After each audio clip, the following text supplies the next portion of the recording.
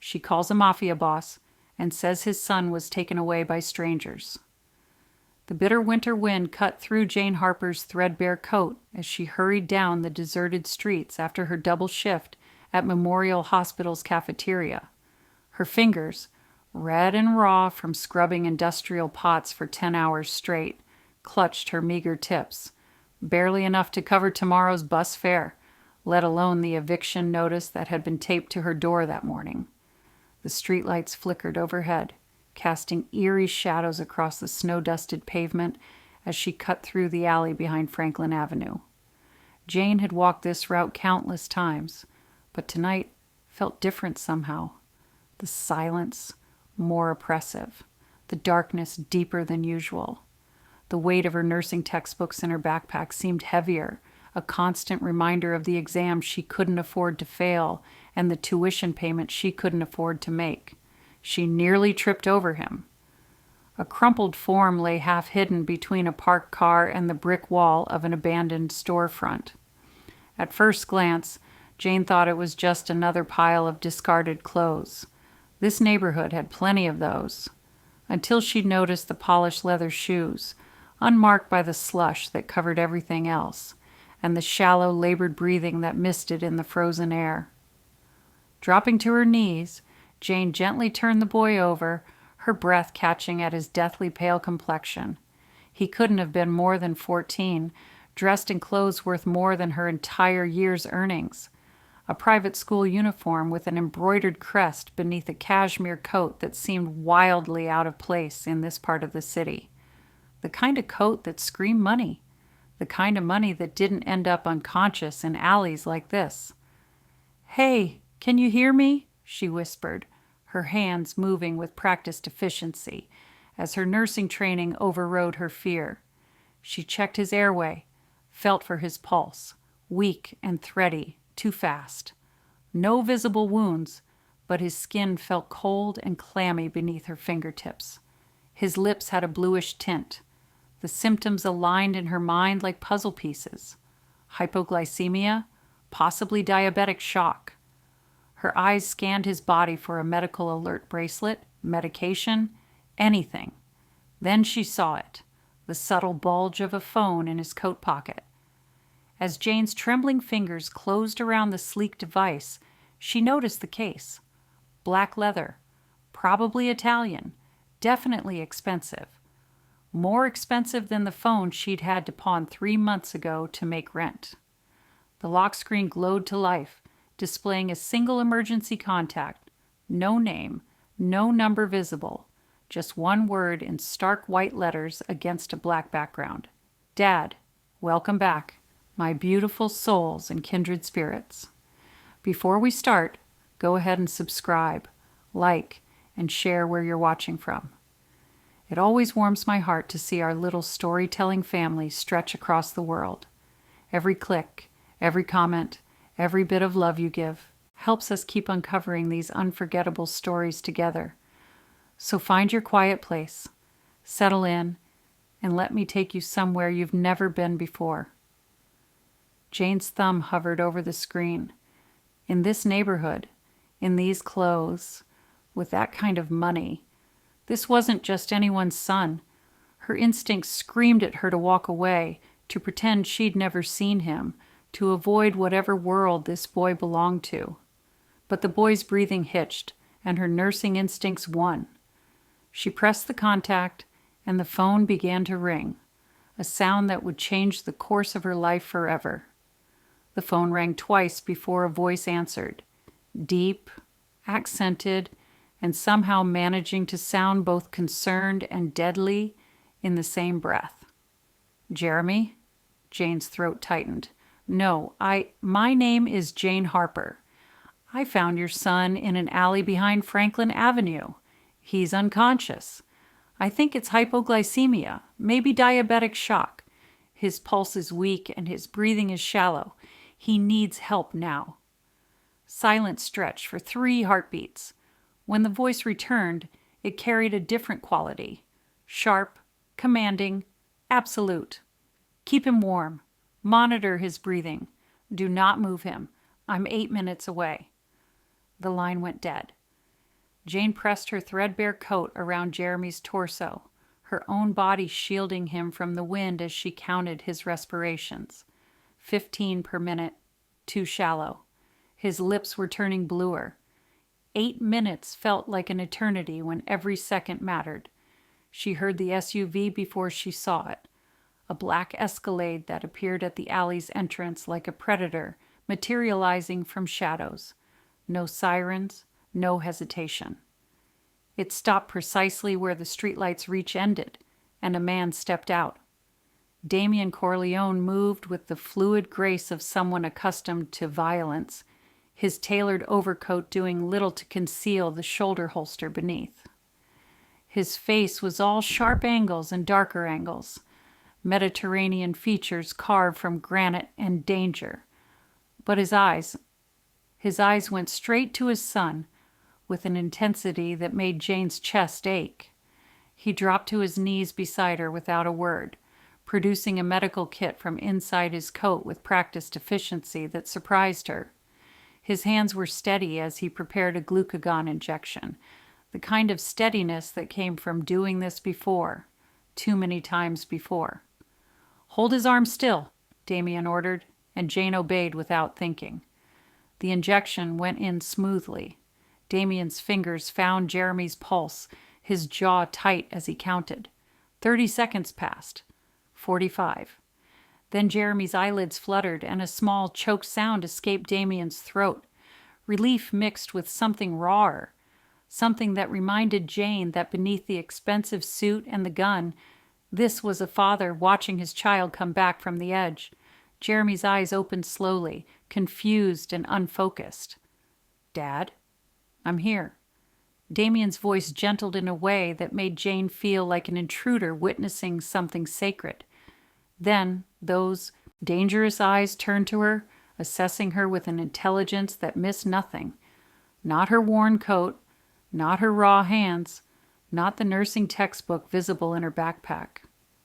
"You saved my son's life tonight, Miss Harper," he said quietly. "I don't forget debts like that." The proposition came 3 days later, delivered not by phone call or letter, but by the same black Escalade idling outside Memorial Hospital at the exact moment Jane's shift ended. She recognized the driver, one of the 2 men who had helped carry Jeremy into the SUV that night, silent and efficient as pallbearers. "Mr. Corleone requests a moment of your time, Miss Harper." It wasn't really a request. Jane climbed into the back seat where Damien sat reviewing documents on a tablet, his presence filling the leather interior like smoke fills a room, invisible but suffocating. "You're a second-year nursing student," he said without preamble, not looking up. "Full scholarship? Dean's List every semester? You work 30 hours a week washing dishes to cover rent in a building that should have been condemned 5 years ago. Your landlord filed eviction paperwork yesterday." Jane's spine stiffened. "Have you been investigating me?" "I investigate everyone who touches my son's life." Now he looked at her, and those dark eyes held something like respect. "You could have taken his wallet. His watch alone would have covered 6 months of your rent. Instead, you stayed in the cold and saved his life." "That's what decent people do." "Decent people," Damien repeated, as if testing the words in his mouth. "Miss Harper, in my world, decent people are rarer than diamonds and infinitely more valuable." He closed the tablet. "Jeremy has a condition that requires careful management. Recent events have made it clear he needs more than school nurses and emergency services. He needs someone with medical training who can recognize the signs, someone who lives in the house, someone I can trust." Jane's heart hammered against her ribs. "You want to hire me? As Jeremy's live-in medical monitor. You'll have your own quarters, full access to medical supplies, and a salary of $15,000 a month." The number hit her like a physical blow. 15,000. She currently made less than that in a year. "Why me?" she whispered. "Because when you found my son dying in that alley, You didn't see an opportunity. You saw a patient." Damien's voice dropped lower. "And because you had nothing to gain and everything to lose by getting involved with my family, yet you did it anyway. That kind of moral character can't be bought, Miss Harper, but it can be compensated." He extended his hand. "Do we have an agreement?" Jane stared at his outstretched palm, knowing that shaking it would change everything, that she was standing at a threshold between her desperate, threadbare existence and something infinitely more dangerous. She shook his hand. The Corleone mansion sat behind iron gates in a neighborhood where even the air felt expensive. Jane pressed her face against the Escalade's window as they wound up the private drive, past manicured hedges and marble fountains that belonged in European postcards, not 20 minutes from the alley where she'd found Jeremy. The house itself was a monument to old money and older power. 3 stories of pale limestone with tall windows that caught the afternoon light like watchful eyes. Jane clutched her single duffel bag tighter, suddenly aware that everything she owned could fit in a space smaller than the mansion's front door. "The East Wing," Damien said, as they entered a foyer dominated by a chandelier worth more than her student loans. His shoes clicked against marble floors that reflected her worn sneakers like a judgmental mirror. "You'll have privacy there. Jeremy's room is in the West Wing, connected by the main corridor." He led her up a sweeping staircase where oil paintings of stern-faced men in period dress watched their ascent. Ancestors, probably. Men who'd built empires on foundations Jane didn't want to examine too closely. Her quarters were larger than her entire previous apartment. Floor-to-ceiling windows overlooked gardens where someone had already hung Christmas lights in the bare trees. A 4-poster bed dominated the room, dressed in linens that looked too pristine to actually sleep on. Built-in bookshelves lined one wall, filled with leather-bound volumes arranged by color and size. Jane set her duffel bag on the Persian rug, and it looked exactly like what it was, a threadbare testament to poverty in a room designed for aristocracy. Her spare scrubs, her battered textbooks, her cheap toiletries, they would contaminate this space like bacteria in a sterile field. "The medical supply closet is here," Damien continued, opening an adjoining door to reveal a room that would make most hospital wings jealous. Glucose monitors, emergency medications, diagnostic equipment she'd only used in clinical rotations. "Anything you need that isn't here, tell Maria. She manages the household." Jane nodded, unable to find words. She'd agreed to this, shaken his hand, signed papers she'd barely read because the salary would erase every debt, fund her degree, build a future she'd only dreamed about. But standing in this beautiful cage, watching Damien's tailored figure retreat down the corridor, Jane realized she'd made a bargain without understanding the price. The mansion was a fortress, and she'd just agreed to live inside its walls, protected, compensated, and utterly trapped in a world where danger wore expensive suits and smiled with sharp teeth. Jane learned the unspoken rules through silence and observation. Don't ask about the men who arrived at odd hours for meetings behind closed doors. Don't comment on the security cameras in every corridor. Don't wonder why 3 armed guards patrolled the grounds at night, their shadows crossing her bedroom window like clockwork. But some things couldn't remain unspoken forever. She found Jeremy in the library on her 5th night, surrounded by calculus homework he wasn't completing. His glucose levels had been stable all week, but the tremor in his hands had nothing to do with blood sugar. "It's the anniversary," he said quietly, not looking up. 3 years today." Jane set down the medical tablet. "Anniversary of what?" "The day they killed my mother." The words hung in the air like smoke from a gun that had fired long ago but still echoed. Jane's throat constricted, every instinct screaming that she shouldn't ask, shouldn't know, shouldn't step closer to whatever darkness lived in this house. She sat down beside him anyway. Mom was the one who managed my condition, Jeremy continued, his voice hollow. She knew all the signs, kept everything organized. Dad tries, but He gestured vaguely, encompassing the mansion, the guards, the weight of whatever empire Damien commanded. He's busy with complicated business interests. Complicated business interests. The euphemism felt obscene. They killed her to hurt him, Jeremy said, to prove he wasn't untouchable. And now they watch me, waiting for any sign of weakness they can exploit. His young eyes met hers, far too old for 14. That's why you're here, Jane, not just to keep me alive, to keep me from becoming leverage. The truth settled over her like ice water. She wasn't just a medical monitor. She was a human shield against rivals who would use a diabetic teenager's vulnerability as a weapon. The $15,000 a month suddenly made sickening sense. Does it scare you? Jeremy asked. Knowing what you've walked into. Jane thought of the alley, the phone call. Damien's hand extended in her direction. She thought of her eviction notice and her impossible dreams in the moment she'd chosen to save a stranger's son instead of protecting herself. Yes, she admitted. But I'm not leaving you? Jeremy's shoulders sagged with relief so profound it was almost grief. She used to say that too, that she'd never leave.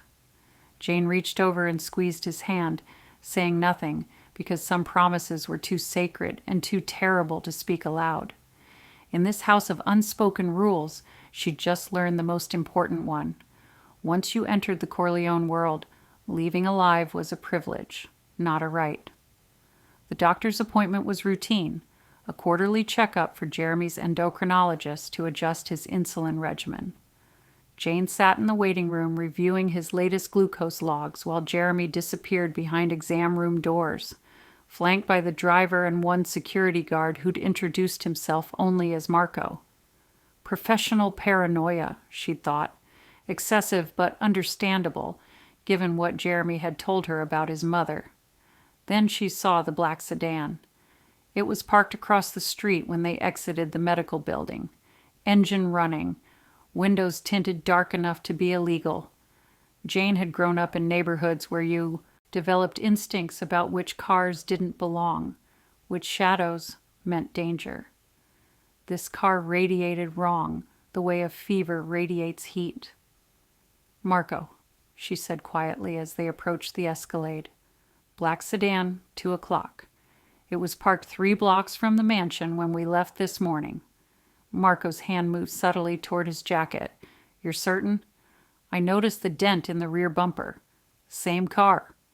Jeremy climbed into the back seat, oblivious, chattering about the new continuous glucose monitor the doctor had recommended. Jane slid in beside him, her pulse hammering as Marco spoke rapidly into his phone in Italian. The words were incomprehensible, but the tone was unmistakable, alert, tactical, dangerous. The sedan followed them for 6 blocks, maintaining a careful 3-car distance. Jane tracked it in the side mirror, her nursing training useless against this particular threat. She knew how to save lives, not how to navigate predators who hunted in broad daylight. When they pulled through the mansion gates, Damien was waiting in the circular drive, his expression carved from granite and winter. Marco delivered his report in clipped sentences. Jane caught fragments.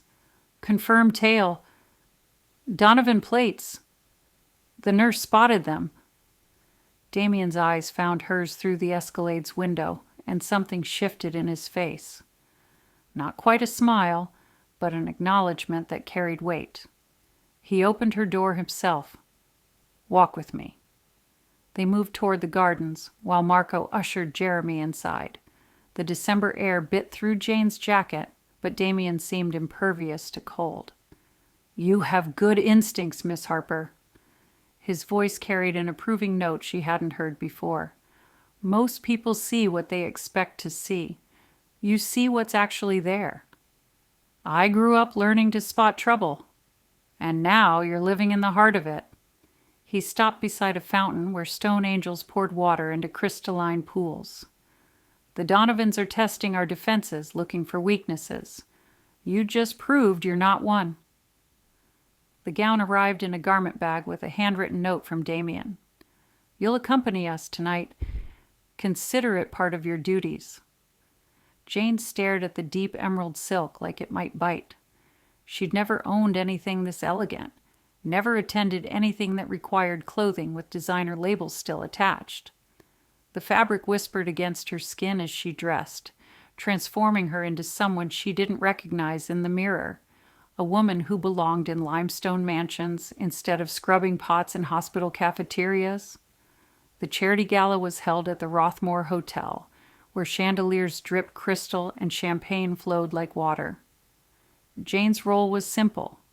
Stay close to Jeremy, monitor his levels discreetly, blend into the glittering crowd of pharmaceutical executives and old money philanthropists who wrote six-figure checks between appetizers. You look terrified, Jeremy whispered as they entered the ballroom. I am terrified, Jane admitted, checking the glucose monitor hidden in her clutch. Your levels are good, by the way. Damien materialized beside them, devastating in a tailored tuxedo that made him look less like a businessman and more like something from Italian Renaissance paintings, beautiful and lethal in equal measure. His hand settled at the small of Jane's back, proprietary and warm. Smile, he murmured. We're being watched. Jane followed his subtle nod toward a table near the orchestra. 3 men in expensive suits, their attention fixed on Jeremy with the focused intensity of wolves evaluating prey. The oldest had silver hair and a smile that didn't reach his eyes. Michael Donovan, Damien said, his voice barely audible over the string quartet. And his associates. They're here to assess Jeremy's condition, looking for any vulnerability they can exploit. Jane's spine straightened, her nursing instincts overriding her fear. She adjusted her position, placing herself slightly between Jeremy and the Donovans' line of sight. A human shield dressed in emerald silk. The evening stretched on. Endless courses of food Jane couldn't taste, conversations about charitable donations that felt obscene given the hunger she'd known. Jeremy handled it well, charming donors with practiced ease that broke her heart. He was 14 and already fluent in the language of survival. Then, during dessert, his hand trembled reaching for water. Jane saw it immediately, the subtle pallor, the slight confusion in his eyes. His glucose levels were dropping, stress-induced and dangerous. She touched his wrist, feeling his pulse race too fast. And across the ballroom, Michael Donovan leaned forward in his chair, watching with the satisfaction of a hunter who'd just confirmed his prey's weakness. Jane moved before Jeremy's knees buckled, her arm catching him with practiced efficiency that looked almost casual to observers. To anyone watching, it might have seemed like an affectionate gesture, a caring touch between companions. But Damien saw the truth immediately. His hand closed around Jeremy's other arm, and together they guided him toward the private corridor behind the ballroom, away from the orchestra and the glittering crowd and Michael Donovan's calculating stare. I'm fine, Jeremy mumbled, but his words slurred at the edges. Just dizzy. You're crashing. Jane's voice was steady even as her heart hammered. She'd prepared for this, carried emergency glucose tablets in her clutch alongside her lipstick and phone. But preparation and reality were different creatures, especially when the emergency happened in a ballroom full of enemies disguised as philanthropists. They reached a private sitting room, all velvet furniture and oil paintings of men who'd been dead for centuries. Damien locked the door while Jane eased Jeremy onto a settee, her fingers already retrieving the glucose monitor from her clutch. 62. Dropping fast. Chew these, she ordered, pressing tablets into Jeremy's hand. Slowly. Don't swallow. His hands shook as he obeyed, and Jane positioned herself beside him, counting seconds while monitoring his breathing. Damien stood at the door like a sentinel, his jaw tight with the kind of helpless fury that came from watching your child suffer and being unable to stop it. 70, Jane announced after 5 agonizing minutes. Coming up. Color was returning to Jeremy's face, the confusion clearing from his eyes. He slumped against the settee, exhausted and mortified. I ruined everything. You had a medical episode, Jane corrected. That's not ruin, that's biology. But they all knew what had actually happened. Michael Donovan had witnessed exactly what he'd come to see. Confirmation that Jeremy Corleone's condition made him vulnerable, that stress could trigger crashes, that the heir to Damien's empire had a weakness that could be exploited with the right pressure at the right time. Damien's phone buzzed. He read the message, and something dark crossed his face. Marco reports 3 Donovan associates left immediately after Jeremy became ill. They have what they came for. Jane felt ice crystallize in her stomach. She'd kept Jeremy alive, had done everything medically correct, but in doing so, she'd inadvertently confirmed the very vulnerability that made him a target. This isn't your fault, Damien said, reading her expression with unnerving accuracy. But it changes things. The Donovans will move now. They always do when they smell blood in the water. The call came at 3 a.m, jerking Jane from restless sleep. Unknown number. She almost declined, then remembered the unspoken rules. In this house, 3 a.m. calls were never accidents. Miss Harper. The voice was smooth, cultured, wrong. My name is Michael Donovan. I believe we saw each other at the Rothmore Gala. Jane's blood turned to ice. She sat up, clutching the phone with trembling hands. How did you get this number? The same way I got your former address on Maple Street. The same way I learned about your neighbor, Mrs. Patel. Lovely woman. Makes excellent chai, from what my associates tell me. The room tilted. Mrs. Patel, who'd slipped envelopes of food under Jane's door when the eviction notices came. Mrs. Patel, who taught her to make proper dal and never asked questions about why Jane worked such brutal hours. What have you done? Jane whispered. Nothing yet. She's comfortable in one of our warehouses on the industrial pier. A bit cold, perhaps, but unharmed. Michael's voice carried the casual cruelty of someone discussing weather. Here's what's going to happen, Miss Harper. You're going to deliver a message to Damien Corleone. Tell him Mrs. Patel's continued health depends on his cooperation. Tell him to come alone to Warehouse 7 at dawn, or we'll discover just how much stress an elderly woman's heart can withstand. You can't. I can, and I will. You see, we learned something valuable at that gala. Jeremy's condition makes him vulnerable, yes. But you, Miss Harper, you're something far more interesting. You're Damien's conscience, the moral character he spoke of so admiringly. The smile in Michael's voice made her skin crawl. So now we test exactly what that conscience is worth. Does Damien Corleone trade his life for an innocent woman, or does he let her die to protect his empire? The line went dead. Jane sat frozen in her pristine bedroom, the phone burning in her palm. She could stay silent, pretend the call never happened. Mrs. Patel was her past, her old life, nothing to do with the Corleones or their complicated business interests. But she'd promised Jeremy she wouldn't leave. And Mrs. Patel had been kind when kindness was the only currency Jane possessed. She found Damien in his study, still dressed despite the hour, reviewing documents that probably detailed violence in clinical terms. When she told him about the call, his expression didn't change, but something in his eyes went cold and ancient and absolutely lethal. Then we go to Warehouse 7, he said simply, and we end this. The warehouse district at dawn was a landscape of rust and shadows, where shipping containers stacked like tombstones and the air tasted of salt and industrial decay. Warehouse 7 sat at the pier's edge, its corrugated metal walls streaked with decades of neglect. Damien parked 2 blocks away, his movements methodical as he checked the gun at his hip. "You stay in the car." "No." Jane's voice surprised her with its steadiness. "They took her because of me. I'm coming." Something flickered in Damien's eyes. Approval or resignation, she couldn't tell.